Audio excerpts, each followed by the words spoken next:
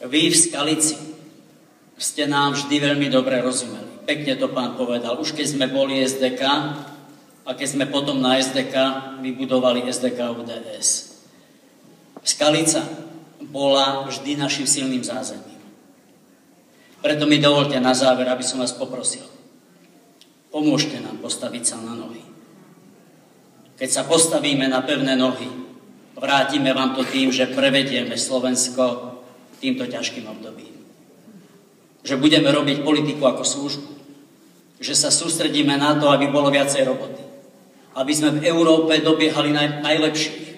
Aby sme sa nespúšťali gréckou cestou. Aby sme presadzovali spravodlivosť, zmeny justície. Aby sme robili pozitívne zmeny pre našu vlast tak, aby naše deti a deti našich detí mali budúcnosť. Prosto bez zaobaľovania vás chcem poprosiť, aby ste 10. marca sa zúčastnili volieb. Aby ste pozvali svojich blízkych, rodinných príbuzných, priateľov, kolegov a aby ste podporili vo voľbách číslo 22 Slovenskú demokratickú kresťanskú úniu, demokratickú stranu. Ja pevne verím, stále vašu modru. Ďakujem pekne.